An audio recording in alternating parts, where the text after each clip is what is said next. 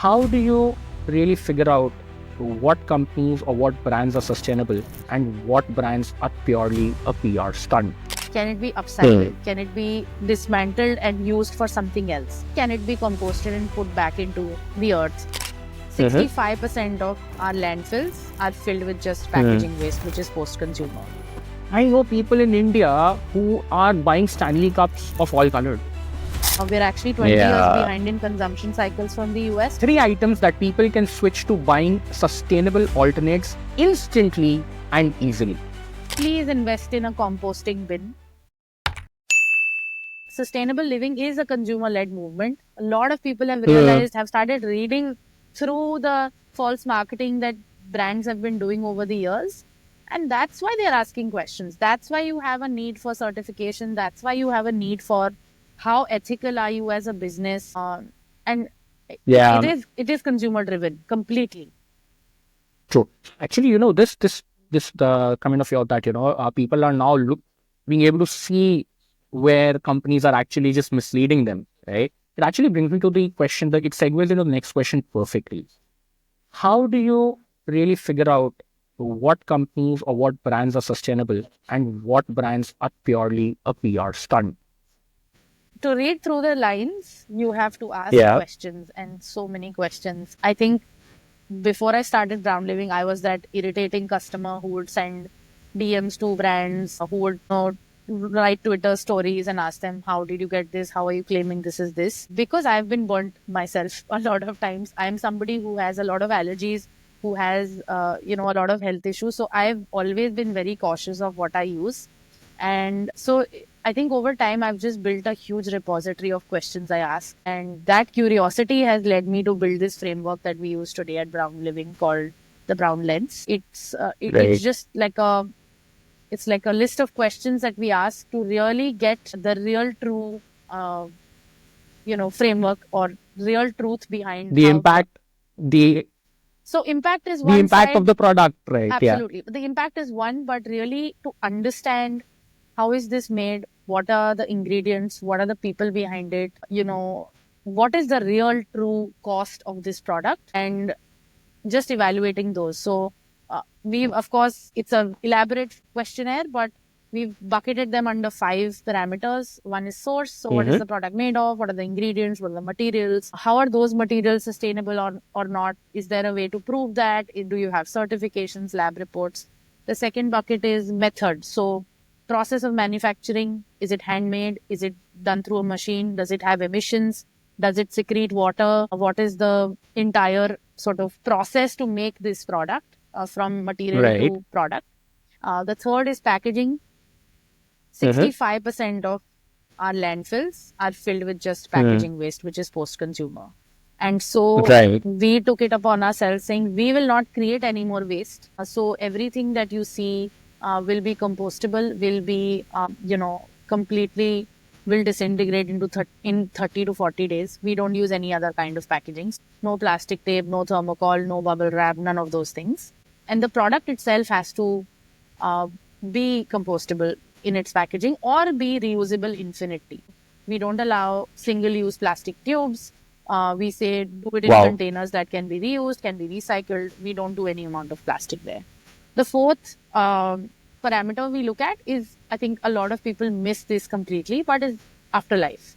So what happens to the product after the consumer is done with it? Can it be upcycled? Can it be, dismantled and used for something else? Or can it be composted and put back into the earth, for example? The fifth is very important and very crucial because it's basically design and aesthetics, which enable repeat purchase of that product. A lot of times we will, so many times you'll go to markets, you'll find something cheap and then you'll realize that it doesn't work. It doesn't solve the purpose, or it's not something that you will ever buy again or recommend to somebody. That is because the design is flawed. And so taking a lot of inspiration from Don Norman and human-centered design, we've figured out functional products that are durable, that really are simple, so simple to use that nobody needs a guide to tell you how to use this product, for example, or how to dispose it off later. And that really does the job. So well-designed products. So very intuitive products, right? Absolutely. Which you don't really have to go through a learning curve to make the most of, even after you're done Yeah, with them. absolutely. And even for waste managers, right? Consumers end up throwing stuff in trash. But if I make completely something that is completely biodegradable, even if I throw it in my wet waste, it doesn't matter. If it is clothing, for example, we stress upon the fact that please make buttons that are from the same fabric that you have cuttings of. Don't use polyester labels.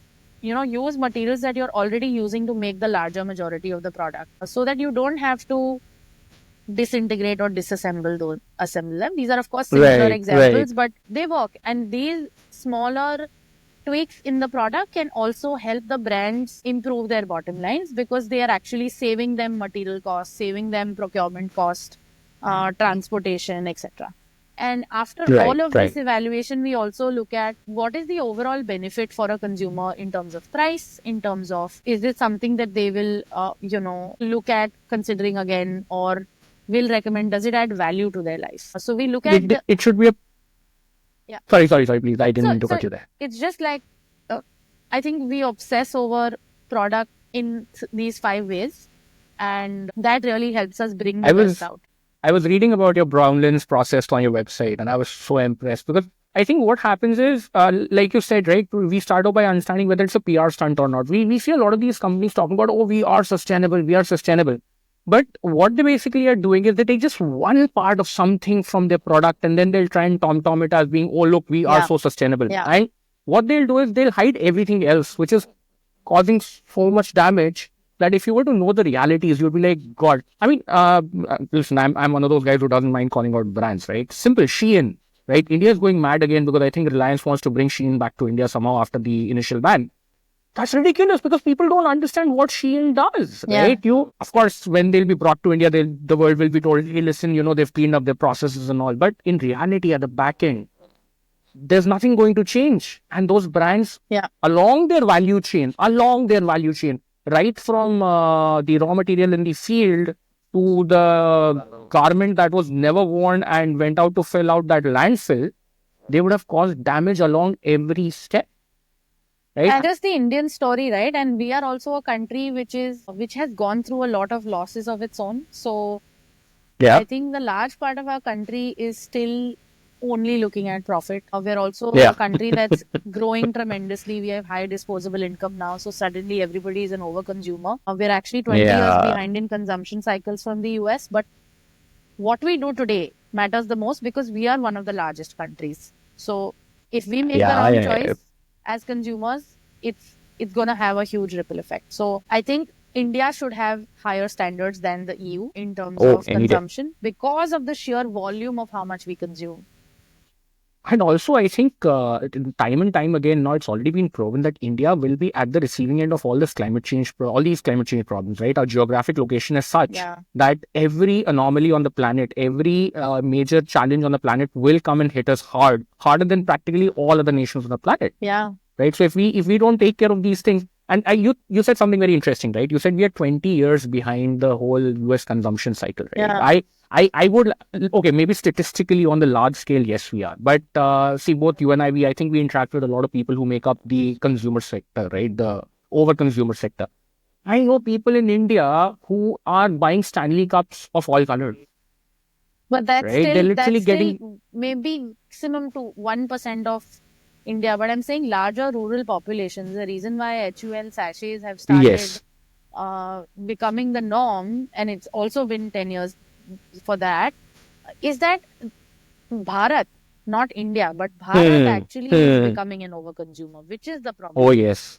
And which is the problem, yep. The brands and the products that the consumers of Bharat are using are not right, are not sustainable, and we have been for a very long time a sustainable economy. So I think largely throughout the existence of our nation, we've been a very sustainable and a very, okay, fair enough. A lot of people would say we were stingy, but that's fine. Being stingy was good, right? And there was nothing wrong with it. Yeah. And talking about this, let's talking about consumers. I'm going to put you on a spot. I'm going to put you on a spot right now. I'm going to put you through some paces here. I'm going to challenge you to a few questions. I'm going to do a little rapid fire. Yeah, let's do Okay. it. Okay. So I'm going to ask you 3 rapid fire questions, right? And these are all questions that should help our people watching this talk as consumers get an idea of how they can improve their shopping, right? So, my first question to you: 3 items that people can switch to buying sustainable alternates instantly and easily. I would say don't buy anything. Right? Use the stuff you have. I've seen so many people throw away their Tupperware suddenly because they want to live a sustainable life and they want to be plastic free. But like, make use of what you have. Use it for things that don't interact with your food, for example. Second thing I would say is please invest in a composting bin. Please start segregating your food waste. That is the most amount of change you can bring in a household, and it can help you just really seeing the transformation from your onion peels to becoming soil and manure for. And it's okay if you don't have plants in your house. Just give that compost to somebody. But seeing that transformation really does something to you. And the third product that I would say you should get is maybe start with something that you use on a daily basis. A lot of people start with a bamboo toothbrush. Some people start with diaries that are made with recycled paper because they touch and feel it every day. Some people change to like phone covers that are made with biodegradable materials. So just pick a thing that you use every day that will be that reminder for you to try and stay on this course, because I think that's essential.